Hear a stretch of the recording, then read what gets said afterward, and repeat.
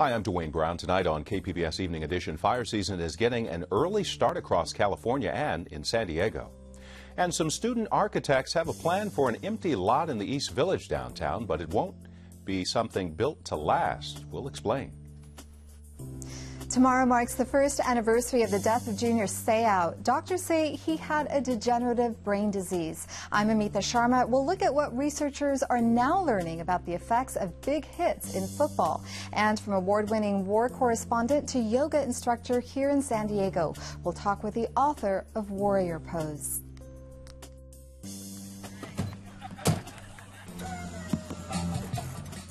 And San Diego's police chief hitches a ride on the force's newest set of wheels. We'll tell you why the police now have a lowrider. KPBS Evening Edition starts now.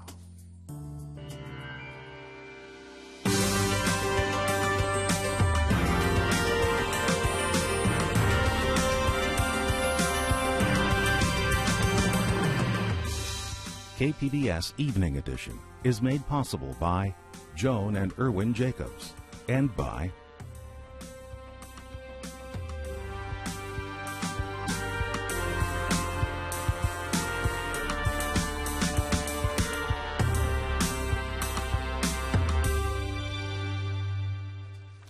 Hi, good evening. Thanks for joining us. Firefighters are predicting a nasty fire season across the western U.S., and it's already underway. In Riverside County, a 1,500-acre fire is forcing people to leave their homes in Banning in the foothills of the San Bernardino Mountains. And in San Diego, a brush fire prompted an evacuation in City Heights. The fire was put out quickly with no serious damage, but KPBS reporter Susan Murphy tells us we're in for some dangerous weather conditions starting tomorrow. Weather temperatures on Thursday are expected to be 20 degrees above normal, and by Friday they're expected to soar nearly 100 degrees in the inland valleys and 90 at the coast. The National Weather Service is warning that single-digit humidity levels combined with Santa Ana winds gusting up to 50 miles per hour in the mountains will increase the fire danger. Adding to the fire risk, rainfall is only 65% of normal, and the usual green hills of spring are already brown and dry. Vegetation moisture levels in some inland areas are the driest they've been in nearly 100 years. Climate forecasters are predicting hot and dry conditions across San Diego County will increase this summer and bring more intense heat waves with sustained temperatures above 95 degrees in the inland valleys. They say the reason behind that is there's no El Niño or La Niña pattern over the Pacific Ocean, and a strong ridge of high pressure is expected to dominate our weather, especially in the peak of summer from July through September.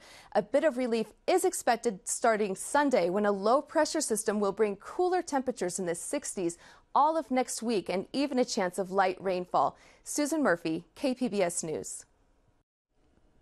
The president of a San Diego medical marijuana collective is trying to figure out his legal options. A week after being raided by federal agents, they took records and marijuana from the One-on-One Patient Association in the gas lamp downtown, a day after City Council had a public hearing on proposed rules for dispensaries. The table. I want the federal people to tell the general public, starting with our lawyers, that they have been lying to us for 4 years or 5 years or 6 years, if necessary, by telling us that if you do follow all of the guidelines, you do follow all of the rules, we're not coming after you. You're not the bad guys. We're going after drug dealers. Selling marijuana is still against federal law. U.S. Attorney Laura Duffy has repeatedly promised to shut down dispensaries violating the law. Governor Jerry Brown has signed a bill to step up gun enforcement in California. The Justice Department is getting $24 million to hire more agents who seize guns from people with mental illness or violent criminal records. The money will help reduce a 3-year backlog. The death of former Chargers linebacker Junior Seau put a spotlight on brain injuries in football. Amitha Sharma has more on what we've learned about the science of brain trauma since Seau's death 1 year ago. Tomorrow marks 1 year since Junior Seau shot himself in the chest. Doctors examined Seau's brain after his suicide and diagnosed him with the degenerative brain disease, chronic traumatic encephalopathy, commonly linked with athletes who have undergone repeated blows to the head. Joining me to talk about the disease is John Fisk, president of the San Diego Brain Injury Foundation. He also represents the Seau family. John, Junior Seau was diagnosed with CTE after he died, and I know that that's the only way of getting a definitive diagnosis. But what kind of progress has been made in detecting signs or markers that someone might be on the road to CTE? Well, it's just that. It's progress. And there's no definitive sign for CTE now, but there certainly are clinical diagnoses that someone can make. And why the universities, such as the UCLA University study that recently came out, are trying to find those cellular level markers for this protein tau that later develops in an entangled section in your brain that causes chronic traumatic encephalopathy. And what are some of the symptoms of CTE? Sure. CTE is oftentimes similar to Alzheimer's or dementia. There's mood disorders, there's depression, there's forgetfulness, memory loss disorders. There's all sorts of clinical diagnoses that have to do with behavior and just brain function, cognitive deficits in general. Now, more than 4,000 NFL players are suing the organization over brain injuries. You represent the Seau family. It's also suing the NFL. What's the overarching theme? What is the NFL accused of in these lawsuits? Right. There's about 4,200 different players who have sued the NFL, and these lawsuits are in the multi-district litigation in the Eastern District of Pennsylvania. And essentially the allegations against the NFL include negligence and fraud, among many other allegations as well that have to do with pretty complicated legal theories. But essentially the idea is that the NFL took on a role as a vanguard for player safety and did so negligently, and in addition fraudulently concealed medical information that they used to then base rules off of that the players were engaged in while on the field. You know, John, I think that there are a lot of people out there who say, look, if you're going to play football, especially make a career out of it, you know that there is a risk of these powerful hits to the head. Why should the NFL be held responsible? Well, the NFL should be held responsible because they took on a role of safeguarding player safety. They established the rules for player safety.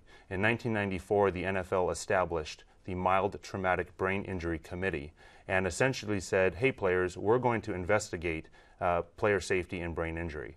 They didn't produce a study until almost 10 years later, and in the study they tried to discredit much of the medical information that had been readily available for decades. And so it's this dissemination of misinformation that was so critical to player safety and that a lot of players relied on, and when the rules were formed, a lot of those misinformation campaigns relied on, were relied upon. And so you can see now that there is a lot of rule changes that I think are a result of these lawsuits bringing this issue to the public light. The NFL, I should say, says it is committed to supporting independent research into CTE and promoting the health and safety of athletes. Do you buy that? Well, I'm not sure if I can say whether I buy that or I don't buy that. But what we do know, at least as alleged in these lawsuits, is that there was a concealment of misinformation. And if we have any question about that, we can just look at the decades of research. This is a $9 billion a year business that the NFL is engaged in. But if economics is a part of this, are we not all to blame, given the football fans? We're willing to pay those prices for those tickets to watch what some believe is a very violent game. Well, you and I have not taken on the role of player safety. You weren't part of the MTBI committee formed in 1994, and neither was I. The players relied upon the NFL, who took upon that role upon themselves to protect player safety. And in doing so, did a negligent job of it, and according to the allegations of these lawsuits, also a fraudulent job of it, concealing the information. Very quickly, what kind of toll does CTE take on the families of players? Well, this is a very, very sad diagnosis, and it's something that affects so many people, and it just changes your entire identity. John Fisk, thank you so much for speaking to us today. Thank you. Today, President Obama signed a bill ending furloughs for air traffic controllers, but there's no word on whether regional control towers will be spared from federal budget cuts. Towers at Brownfield and the Ramona Airport are slated to be closed. Japan Airlines is putting the 787 Dreamliner back in service between San Diego and Tokyo. Battery problems grounded the planes in January. Boeing came up with a fix. Japan Air says daily nonstop flights will resume on June 1st. Olympics officials are throwing cold water on a proposal for cross-border games in 2024. Mayor Bob Filner wants San Diego and Tijuana to host the Summer Games, but the International Olympics Committee says its rules don't allow two countries to co-host. Filner says rules can be changed, and he's undaunted by the Olympic naysayers. Redevelopment agencies are a thing of the past in California, so what happens to those areas put on hold for their projects? Some San Diego architecture students have a plan for one. KPBS reporter Claire Trageser tells us they want to build a temporary park in a vacant lot downtown. Right now, this lot in the East Village contains nothing but some dead grass and a chain-link fence. But 4 students from the New School of Architecture and Design have a different vision. And we started to think about how we can actually use these areas that are underutilized for something that would be beneficial to the community. David Lowenstein joined together with his classmates to design an urban park with a coffee shop, an office, or living space. But instead of buying the land for their park, they want to temporarily lease it from the city. We can be there for about 4 years, and then when we leave, the site's returned back to its original state. To build something temporary, they can't create much impact on the land. So the team plans to use old shipping containers to house their cafe and meeting space. They've also designed a glowing orange triangle, which could house an office or living space to sit on top of the containers. The idea sounds a little far-fetched, but when the students took it to one of Mayor Bob Filner's public Saturday meetings, they say the mayor loved it. Now they are meeting with the city's new redevelopment group and the city attorney to get permits. It seems their vision could become real. They became known in the school as the architectural Beatles because not only they look like rock stars, but their projects are really, really interesting. Jorge Orzono, the student's professor, taught the students about revitalizing a neighborhood by temporarily taking over blighted spaces. The message hit home. By bringing these sort of empty lots up to speed with some sort of architecture, it creates a pedestrian level of engagement within the streets. It slows pedestrians down when they're walking around the site. It actually also creates a safer environment by gets more people out on the streets within the area. Philip Akatel, another member of the team, says they hope similar projects can happen at other unused redevelopment sites. We want to see this as a new model for what could actually happen both in San Diego and potentially then start to create a trend across the state because there are a lot of empty lots that could be definitely utilized with this sort of concept. Claire Trageser, KPBS News.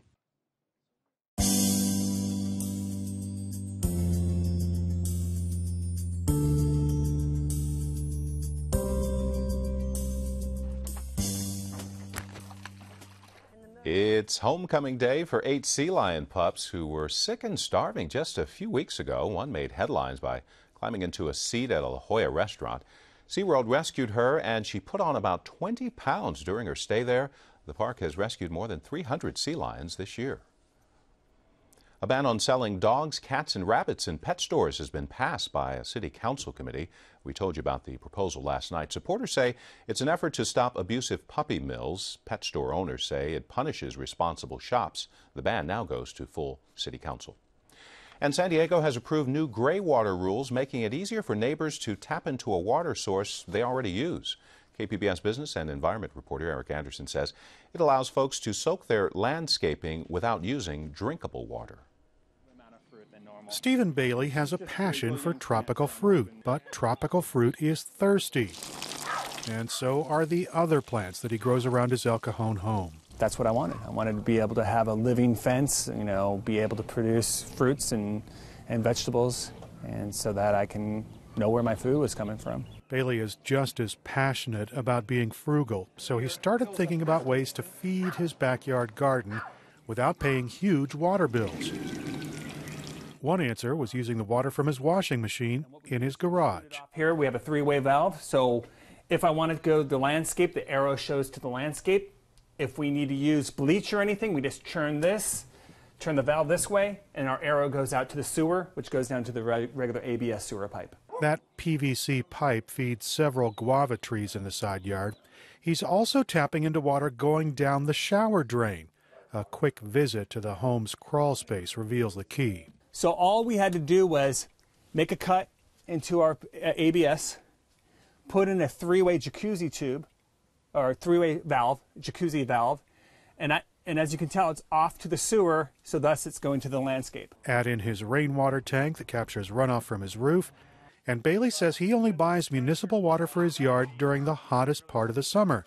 Josh Robinson is the director of the Sustainable Living Institute in San Diego. He says feeding gray water to landscaping could save a household 16,000 gallons of water a year. And if we can get multiple residents throughout San Diego inspired, trained, shown how to do it on their own, we can have a significant savings in water. Robinson has launched the Greywater Challenge. He wants 365 San Diego households, one a day, to put gray water systems in this year. Gray water is one of those things that each household has this perennial spring that's built right into it. If we could just tap into that, we have this year-round water that otherwise is going to waste. The goal is to save 5 million gallons of water next year. San Diego City Council member Sherry Leitner also points out it saves more than just water. Well, you will save money. That's a very good reason to do it, because your demand for water use outside, if you have a yard or garden, any landscaping whatsoever, could be watered with your laundry water. Leitner pushed the city of San Diego to make it easier to install simple gray water systems. Laundry water systems that generate less than 240 gallons of water a day wouldn't need a permit, and homeowners wouldn't need to have their yards tested to make sure they could absorb all the water. One of the big issues with the permitting is that they do not want the water pooling and ponding and overflowing into your neighbors or for children or pets to be playing in the water, and so it has to be able to perk. So this is a trench for gray water. Candace Vanderhoff knows the permitting system is daunting because she's gone through it. The process took more than a year, but the result is greening her garden.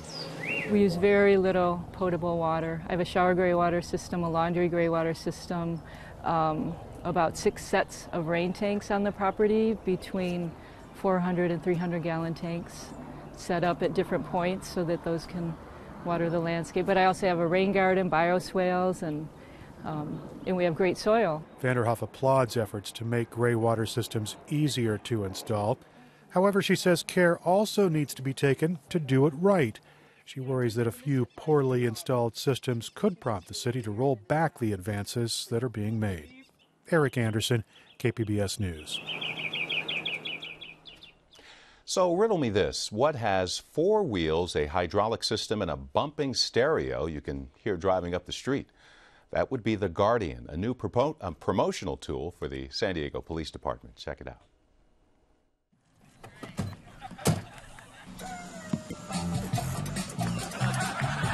San Diego's Police Chief William Lansdowne did more than just kick the tires. He got behind the wheel of the PD's new Lowrider, designed to create new community connections with police and dispel any bad blood.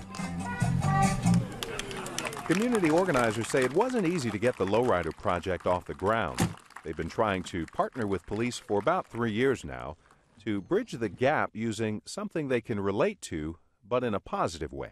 Unfortunately, lowriders have a negative stigma that they've carried throughout the years in regards to gangbangers, drug dealers, and certain things to that aspect. So we're trying to change that in both aspects as lowriders and as well as law enforcement. So bridging the gap between us, there's no better way to do that than to collaborate in a project. Surrounded by a dozen old cop cars and lowriders in the Skyline neighborhood, police provided the vehicle, and the upgrades were funded entirely by community and business donations.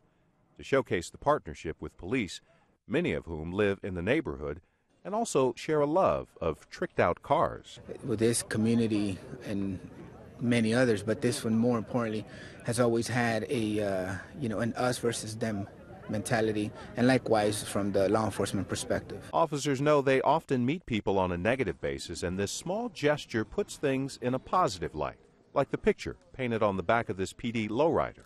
Everyone involved with this project hopes it draws the community closer, including law enforcement. Organizers say the idea for the Lowrider project came from Los Angeles, where a similar project created better relations between police and community. I'm Gwen Eiffel. On the next News Hour, we talk with two women from the CIA's sisterhood that hunted down Osama bin Laden. That's Wednesday on the PBS News Hour.